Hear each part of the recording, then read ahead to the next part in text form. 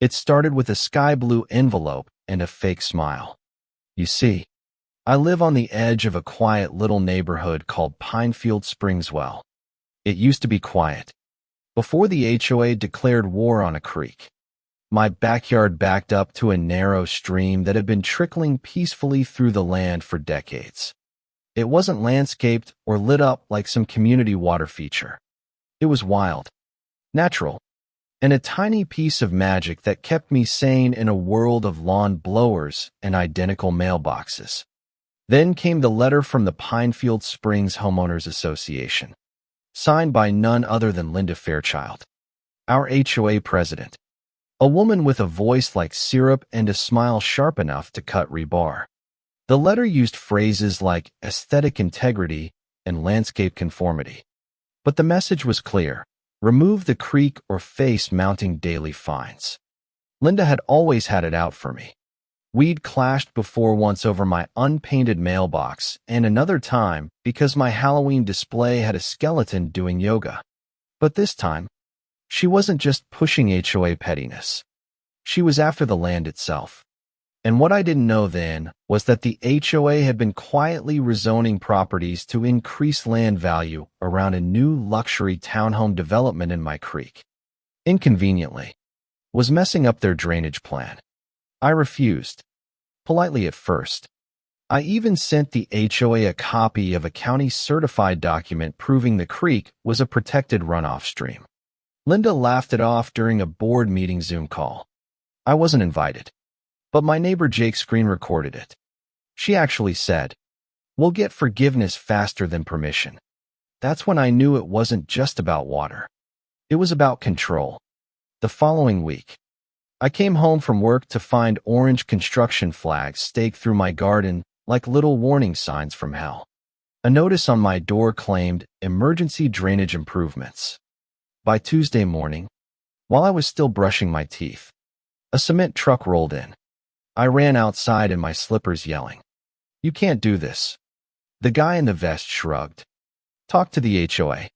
And just like that, the frogs were gone, the birds scattered, and the creek, buried under a long, gray ribbon of concrete they had the nerve to call a community walking path. Linda even posed for a photo beside it, holding her lapdog in one arm and gesturing like she'd just unveiled a Statue of Liberty. The HOA newsletter called it a trail enhancement. My backyard, once full of life, was now a dead sidewalk, and worse people started walking on it. Scooters, Tai Chi, joggers, on my land. I put up a private property sign. They tore it down. I filed complaints with the county. That's when things got juicy. The Environmental Compliance Office said no permit had ever been issued for construction on a Class B protected stream. When I gave them my address, the clerk actually sighed and said, "Is this the Fairchild Zone?" Turns out Linda had fake paperwork.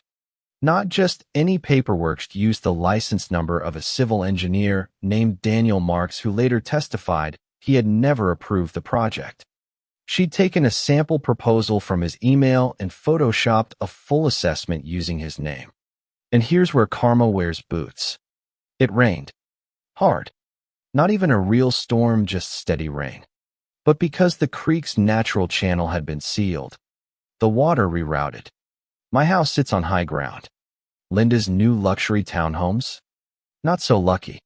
Within 48 hours, 6 basements were flooded. And the HOA office? For inches of water under the printer. I live-streamed it all. The puddles. The brown sludge. Ted, my neighbor, standing knee-deep in his backyard, holding a rake like Neptune. Thousands watched. One meteorologist commented, "That's a man-made floodplain failure." The HOA tried to spin it, calling it a climate anomaly. Linda released a video from her dry kitchen holding a mug that said "Boss Lady." She blamed humidity. The next HOA meeting was standing room only. People furious. One woman held up moldy drywall. Another shouted, "My toddler has trench foot." But it was 92-year-old Mr. Kellerman who shut the room down. Former city planner. He stood up, trembling. and said, "You tampered with protected land without a permit. That's felony-level stuff." Linda's face froze like a dropped Zoom call, and the chant started, "Vote her out." Within 20 minutes, an emergency motion suspended her authority. But the real hammer dropped when Cheryl, the meek HOA secretary, showed up at my door with a flash drive and a manila folder.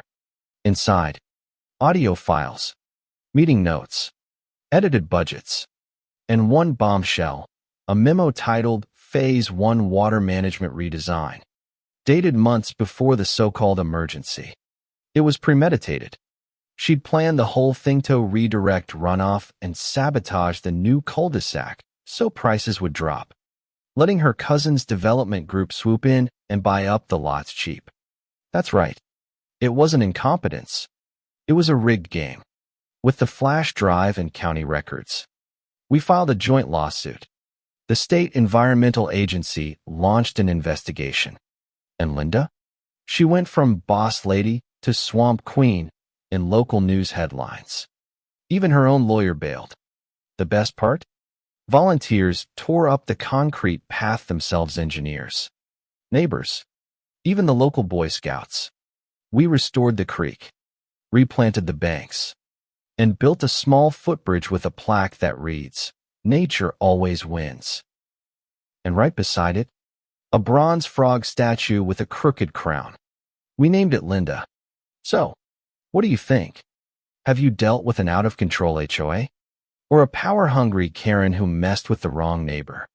Drop your stories in the comments. I'd love to hear how you fought back, or how you would have handled this swampy mess.